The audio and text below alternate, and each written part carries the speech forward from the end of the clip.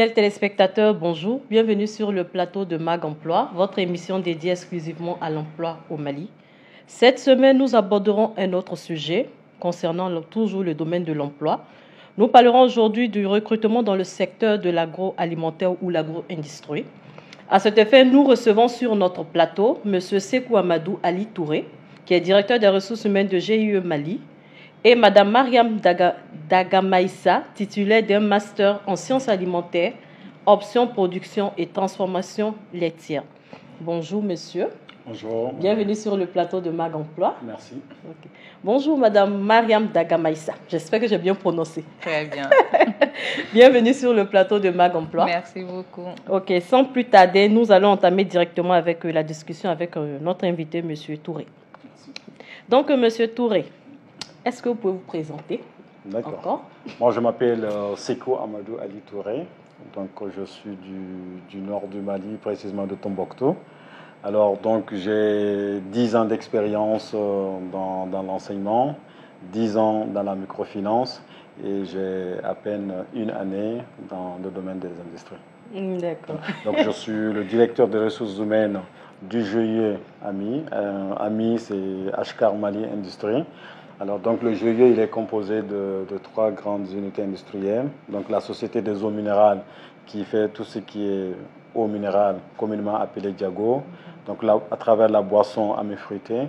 Ensuite, il y a les grands moulins du Mali, donc, qui a 7 business units, donc, connus sous la farine, le vitablé. Nous avons une section huilerie et la grande confiserie du Mali que tout le monde connaît, Soko Bonbon, donc les chewing-gums et puis les pâtes alimentaires. D'accord, c'est bien noté, merci. Donc, comme je le disais tantôt, avec vous aujourd'hui, on va parler du recrutement dans le secteur de l'agroalimentaire ou agro-industrie. D'accord.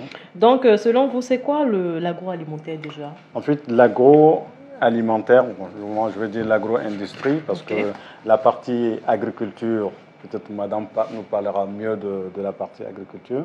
Donc, c'est la transformation des produits agricoles donc, au niveau industriel. Je prends juste un exemple, le blé qui est produit, et qui est produit d'ailleurs au nord, à Diré.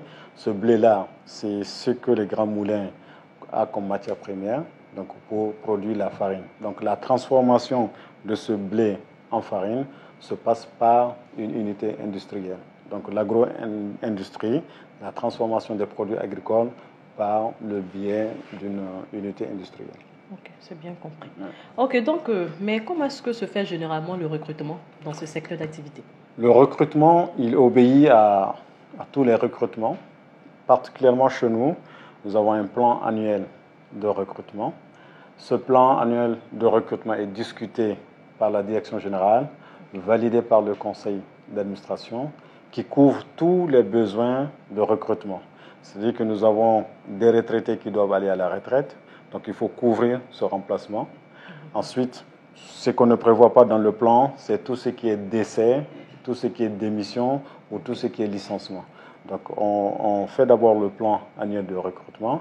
À travers ce plan-là qui va prendre en charge tous les besoins de recrutement de chaque département. Donc, chaque direction, que ce soit la direction du site, que ce soit les autres directions au niveau du siège, chacune d'entre elles exprime ses besoins qu'on traduit en plan validé par le conseil d'administration.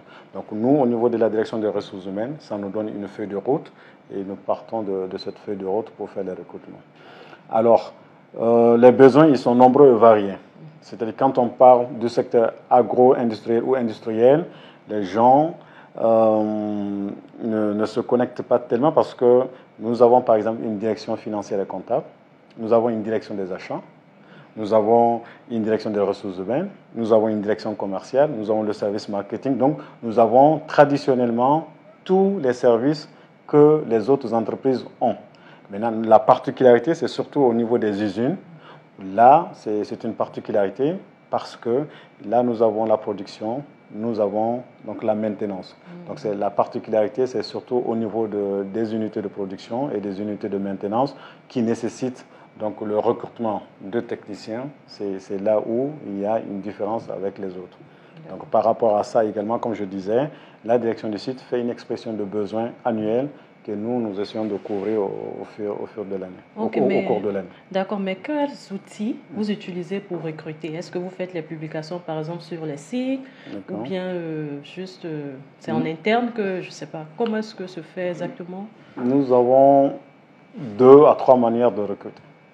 D'abord, nous avons nous-mêmes au niveau de la direction des ressources humaines, comme je dis, lorsque par exemple la direction d'achat fait une expression de besoin de recrutement, quand on doit recruter un assistant achat, nous avons le directeur des achats qui est suffisamment outillé pour conduire un entretien.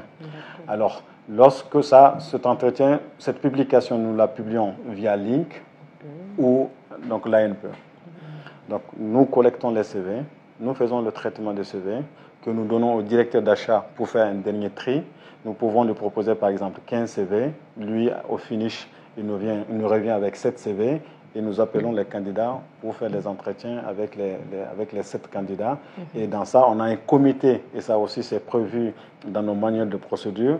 Il y a un comité d'entretien pour les achats. Par exemple, le directeur d'achat doit être présent. La direction des ressources humaines à travers le directeur des ressources humaines ou un de ses collaborateurs, plus l'audit interne qui est là pour veiller sur la procédure, sur la crédibilité et la transparence de ce recrutement. D'accord. Voilà. Ok, c'est vrai que vous dites que ça fait seulement 1 an que vous êtes dans le secteur de l'agro-industrie. Exactement. Mais est-ce que vous pensez que ce secteur attire-t-il les jeunes à la recherche d'emploi? Ce secteur, je crois qu'il est méconnu plutôt par les jeunes. Tout récemment, j'ai recruté un frigoriste. Donc, quand on recrute, à l'ESICA par exemple, il y a des sections frigoristes. Mais les jeunes ne s'y intéressent pas. Nous recrutons des techniciens, des maintenanciers, des conducteurs de machines. Et je crois qu'il y a suffisamment d'écoles de formation qui, à leur sein, ont des formations techniques. Mais ces jeunes-là ne viennent jamais s'informer au niveau de l'industrie pour savoir quels sont les métiers disponibles. Je vous donne juste un exemple. Au niveau des Grands Moulins, il y a une école avec laquelle nous avons fait un partenariat qui a envoyé des élèves en fin de cycle au niveau de la section maintenance. Les élèves étaient très surpris de savoir qu'à côté d'eux, il y a une industrie qui pourrait les employer en cas de fin d'études. Donc ça a été une forte expérience et c'est cette expérience-là que nous sommes en train de vouloir dupliquer avec les centres de formation pour mieux faire connaître aux jeunes que c'est bien possible, en fonction de leur formation technique, qu'il y a de la disponibilité des emplois au niveau de nos unités industrielles. D'accord. Ok, donc comment est-ce que vous évaluez généralement les candidatures que vous recevez? Est-ce que vous pensez que ce sont de très bonnes candidatures, les profils sont les profils que vous recherchez ou bien très souvent non? Dans les métiers traditionnels comme les finances, trésorerie, commercial, ça c'est traditionnel. Ça, dès qu'on lance, on peut recevoir tout de suite 200-300 CV. Aujourd'hui, nous allons mettre en marche une nouvelle machine qui nécessite une technicité et nous avons eu du mal à recruter et nous sommes en ce temps-là obligés de faire référence à des candidatures internationales. Par exemple, pour ça, au finish, il y a un Malgache et un Malien qui sort. Donc, vous voyez la difficulté pour aller jusqu'à retrouver un Malgache, tout ce qui est aspect administratif et aspect financier derrière ça. Donc, c'est des types de machines qui ont une particularité. C'est-à-dire que c'est des machines qui sont issues d'une certaine maison de fabrication où il faut avoir la manipulation de cette machine. C'est-à-dire qu'on peut recruter un autre technicien, mais le meilleur technicien, c'est celui qui a l'habitude de conduire cette machine. Et nous, dans ce critère de recrutement, ce que nous cherchons, c'est dans le CV avoir conduit cette machine. Dès que dans ton CV, il y a avoir conduit cette machine, ça veut dire que tu es un candidat potentiel. D'accord. Ouais. Maintenant, bon, c'est vrai, quels sont quelques profils les plus recherchés? Parce que comme vous en parlez tout à l'heure, c'est-à-dire que les gens font les formations, mais ils ne savent pas vraiment les déboucher. C'est-à-dire, j'ai tel diplôme, où est-ce que je peux aller m'insérer, dans quelle industrie, mais quelle société est-ce que je peux, par exemple, aller? Quels sont les profils que vous recherchez la plupart du temps dans votre secteur d'activité? La plupart du temps, c'est au niveau de la maintenance. C'est-à-dire que quand vous voyez la maintenance est électromécanicien, la maintenance est électricien, la maintenance est mécanicien. Il y a tous ces profils-là que nous recherchons. Ça, c'est comme je dis, uniquement pour les usines. Mais en réalité, ça, je tiens à le préciser, c'est que nous couvrons tous les cœurs de métier. Nous recrutons des contrôleurs de gestion. Peut-être très récemment, les gens vont voir via Link, on va annoncer un poste d'assistant contrôleur de gestion. Mais c'est un assistant contrôleur de gestion qui va s'occuper, par exemple, uniquement en spécialité production. Parce qu'au niveau de ces filières-là aussi, il y a des formations spécifiques, c'est-à-dire il y a une orientation spécifique. Tu peux être assistant contrôleur de gestion, mais pas spécialisé dans le domaine des industries. Donc ça veut dire que la porte elle est ouverte, mais là où le besoin il est fort, ça c'est au niveau des unités de production où il y a des électromécaniciens, des mécaniciens, des électriciens que nous recherchons. Et c'est là où nous avons d'ailleurs la plus grande difficulté à trouver compte tenu de la qualité de la formation des centres de formation. D'accord. Donc, c'est-à-dire aujourd'hui, vos réelles difficultés en termes de recrutement, c'est que vous n'arrivez pas à avoir certains profils. Exactement. D'accord. Que ce soit des profils techniciens supérieurs ou des profils ingénieurs. Mais selon vous, qu'est-ce qui fait que vous n'arrivez pas à avoir ça? Est-ce que c'est parce que ces formations ne sont pas disponibles ici au Mali ou bien? Ces formations, même si elles sont disponibles, les candidats que nous recevons n'ont pas cette technicité requise. Nous sommes très rigoureux. Nous utilisons des machines également de dernière génération. Et souvent, il y a un décalage entre cette formation reçue dans les centres de formation où la base, c'est sur la base des anciennes machines ou bien des anciennes informations, alors que la technologie évolue. Oui. Donc, en fonction de l'évolution de cette technologie, comme nous utilisons généralement les technologies de dernière génération, donc il y a ce décalage-là. Donc, c'est un appel que je lance d'ailleurs au centre de formation et même au niveau de l'ENI, École nationale d'ingénieurs, de modeler leur formation. Comme je te dis, j'ai 10 ans d'enseignement, donc il faut modeler l'enseignement à la technologie, surtout pour les gens qui font des études de technique, des études techniques et tout ça. Voilà, exactement. Ok, c'est bien noté. Quels sont les avantages et les inconvénients de travailler dans votre secteur d'activité? Bon, dans le secteur d'activité, les avantages, comme je dis, il y a une politique RH et ce qui donne tous les avantages que donnent la plupart des entreprises. Aujourd'hui, lorsque tu intègres, il y a d'abord un plan d'intégration qui est proposé. Ensuite, il y a un accompagnement à travers une politique de prêt, que ce soit prêt monture, que ce soit prêt habitat ou d'autres types de prêts pour pouvoir accompagner le collaborateur. Parce que le collaborateur, nous le prenons dans toute sa dimension, donc humaine, parce que les ressources humaines, c'est le capital humain. On a beau avoir des machines, mais derrière la machine, il y a toujours l'humain. Donc nous mettons toujours l'humain. Et notre créneau, c'est que quand un collaborateur rentre, il ne doit pas sortir. C'est-à-dire qu'on doit forcément donc, le garder. Et pour le garder, il faut une bonne politique RH. Et cette politique RH que nous continuons toujours à développer. Maintenant, la difficulté, c'est au niveau toujours de la production mécanique. Il y a souvent des accidents de travail parce que la conduite des machines n'est pas sans risque.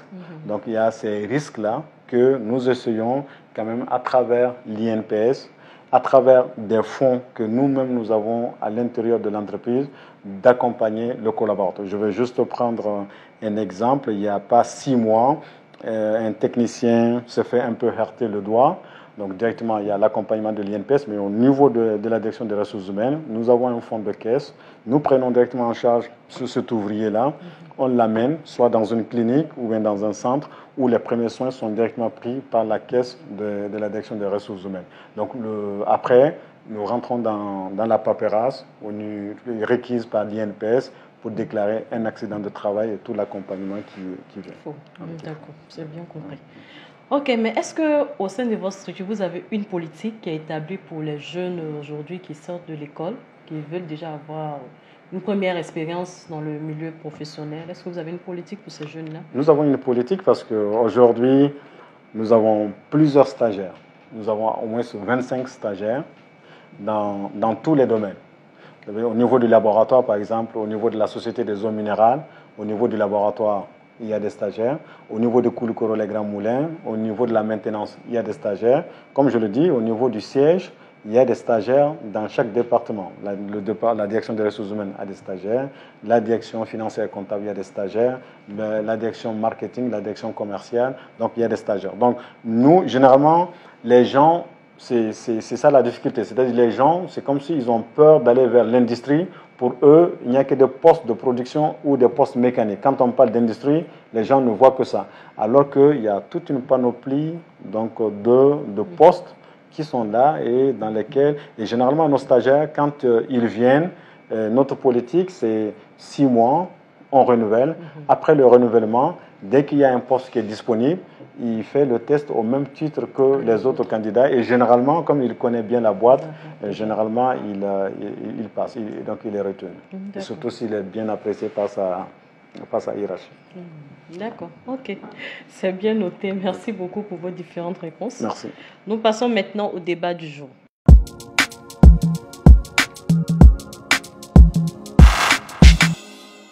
Ok, Madame Dagamaïsa. Ah, le nom, je vais en venir. C'est sûr que je vais y arriver.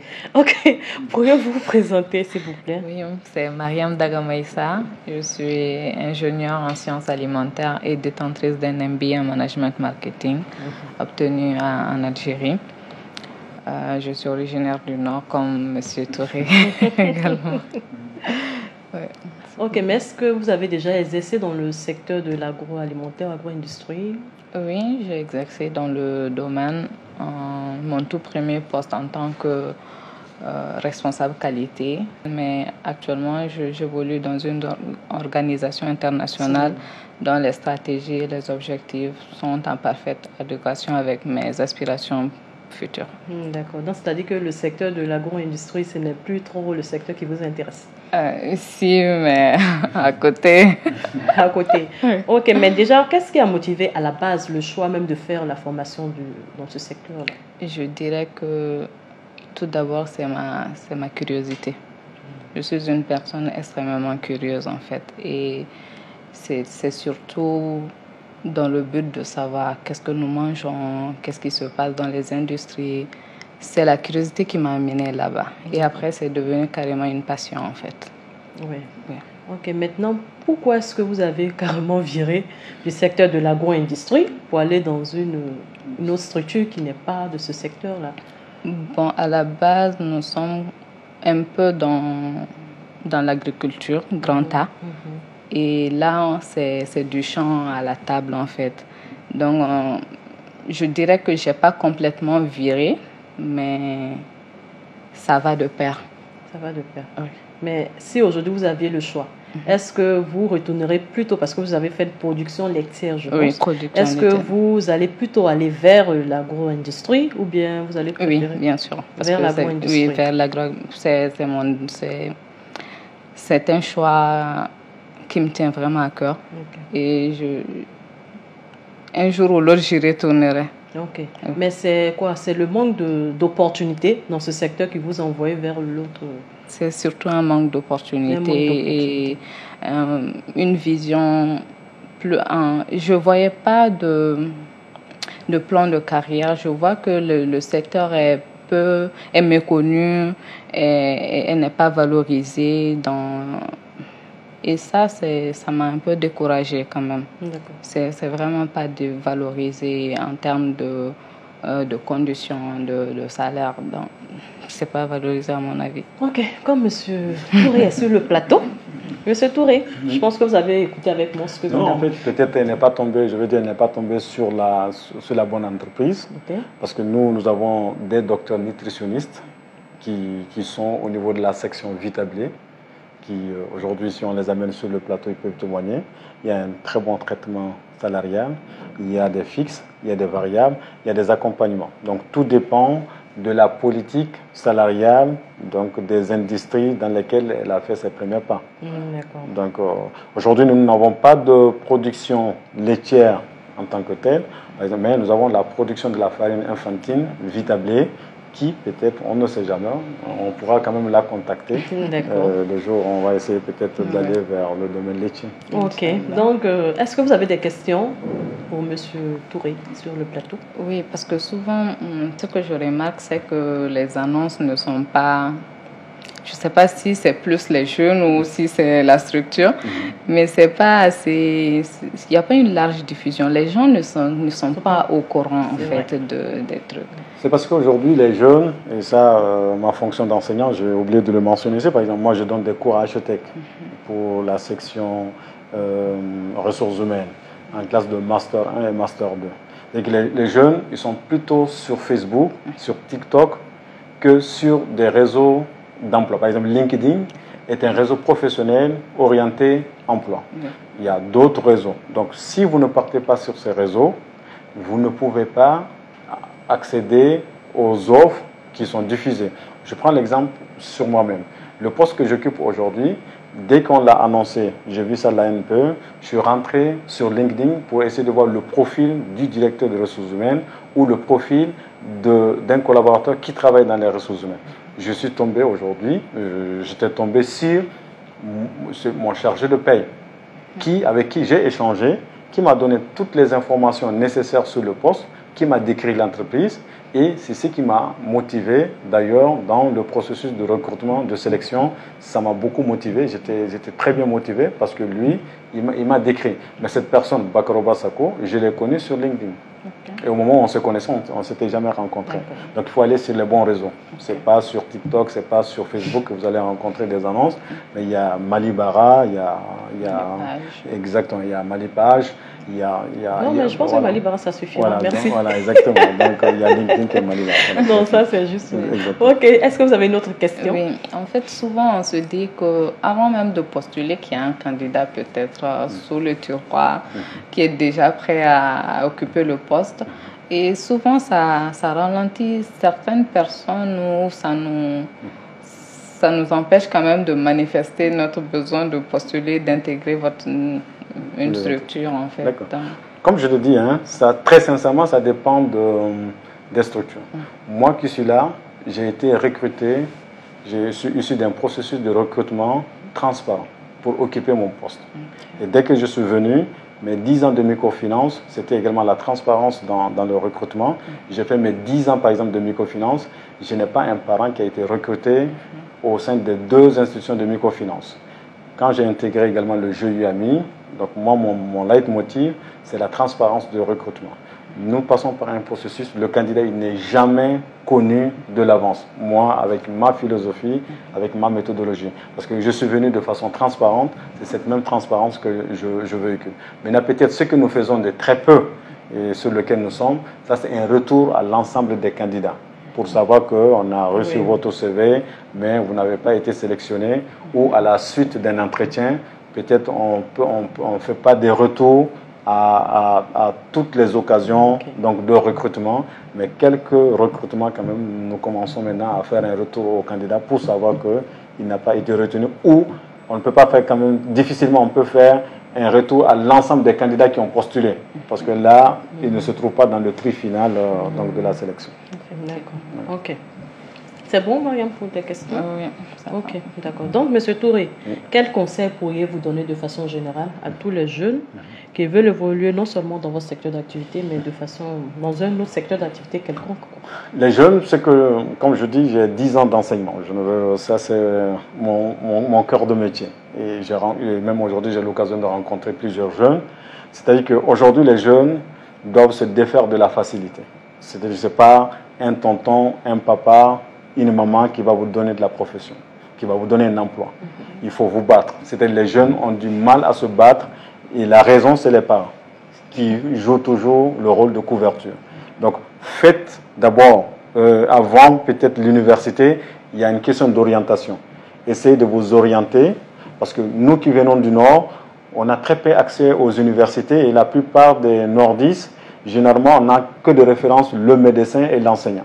Et quand vous êtes au niveau de la capitale, vous avez une panoplie aujourd'hui d'emplois, ce qui peut vous orienter donc, vos études. C'est-à-dire qu'aujourd'hui, il y a une mauvaise orientation. Quand vous prenez la faculté de droit, c'est tout le monde qui veut faire du droit alors que les débouchés ne sont pas là. Alors que tu peux faire, par exemple, des études de marketing, tu peux faire des études de logistique où il y a des possibilités d'avoir des emplois, mais généralement, pour des raisons de mauvaise orientation, donc les étudiants vont faire d'autres études qui n'ont aucun débouché. D'ailleurs, Il y a des gens qui font des études de droit que moi j'ai connus, qui ont été des responsables logistiques ou bien des responsables moins généraux, qui sont des excellents responsables. Mais à la base, ils n'ont fait aucune étude de logistique. Ça veut dire que s'il y avait la bonne orientation, ces gens auraient dû faire à la base des études de logistique ou des études de moyens généraux pour pouvoir exercer leur profil. Donc, en conclusion, je demande à tous les jeunes, à chacun d'avoir un objectif, une orientation, de s'informer pour essayer de donner des premiers pas quand même à leur carrière. D'accord, c'est bien noté. Merci beaucoup pour vos conseils. Merci. Ok, passons maintenant aux astuces.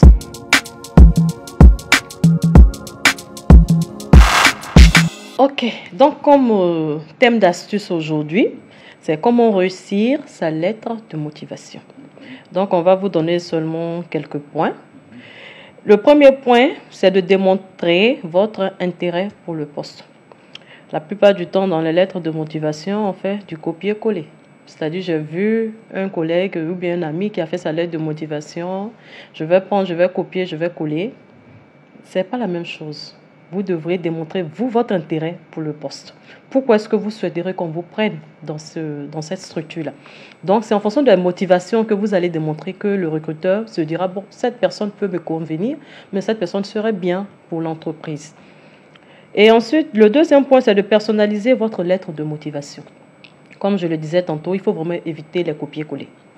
Personnaliser, c'est vraiment personnaliser votre lettre de motivation. Déjà, la lettre de motivation doit aller avec le poste qui a été lancé.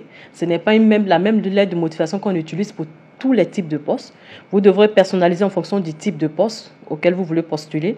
Et ensuite aussi, personnaliser aussi en fonction de vous-même. Parce que quand vous mettez une petite touche quand même, on sent que c'est une personne qui est quand même différente des autres. Ce n'est pas toute les mêmes lettres de motivation qu'on voit partout.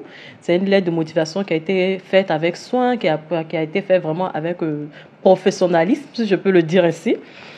Et le troisième point, c'est d'avoir une cohérence entre la lettre de motivation et le CV.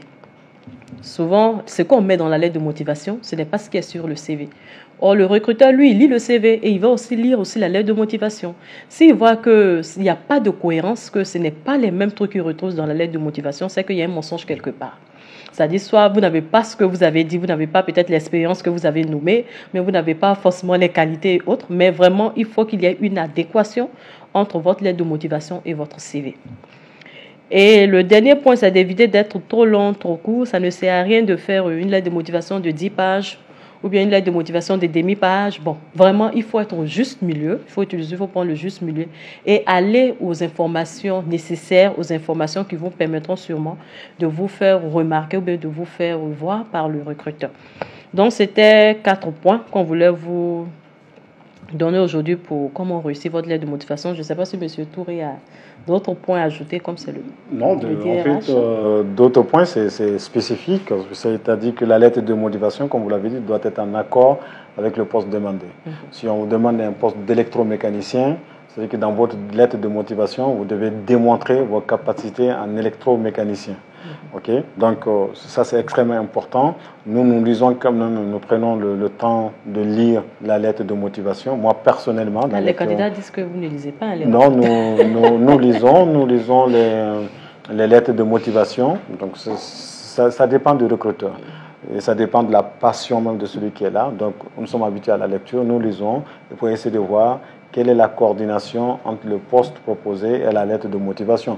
Comme vous l'avez dit également, le CV, ça y va de même. C'est-à-dire qu'on demande un poste d'électromécanicien. Je crois que la première chose qu'il faut mettre en avant, c'est électromécanicien. Tu ne peux pas remplir toute la page et que sur les dernières lignes de la page, qu'on va démontrer que ta formation, c'est électromécanicien ou ce que tu as pratiqué, c'est électromécanicien. D'accord. OK. Merci pour cet apport. Ok, donc, chers invités, nous sommes à la fin de l'émission. D'accord. Je pense qu'on a fait le tour. On a parlé des problèmes, on a parlé des solutions, des conseils qu'on pouvait donner aussi aux jeunes pour pouvoir évoluer dans le milieu professionnel. Exactement. Donc, nous remercions M. Touré pour votre Merci. Disponibilité. C'est vrai qu'on vous a pris un peu de temps, mais ce n'est pas grave. C'est un plaisir. Je suis disponible. On espère vous avoir encore une autre fois sur le plateau de Mag Emploi pour un autre sujet, toujours mais dans le domaine de l'emploi. Je suis entièrement disponible. D'accord, c'est bien noté. Merci également à Mariam Dagamaïsa. Ça va venir. Merci aussi. Je vous en prie. Pour votre disponibilité aussi, pour avoir accepté de participer à l'émission Mag Emploi. Okay. Merci à vous. On espère que vous allez revenir dans le secteur, comme c'est ce que vous souhaitez. Oui, j'espère aussi. Voilà, d'accord. Prochainement. Il n'y a pas de problème, nous sommes disponibles. D'accord, donc merci également à nos fidèles invités, à nos fidèles téléspectateurs qui nous suivent chaque mercredi à 20h. Nous remercions également notre équipe technique qui nous soutient chaque jour. Donc nous nous retrouverons la semaine prochaine sur Joliba TV News. D'ici là, portez-vous bien.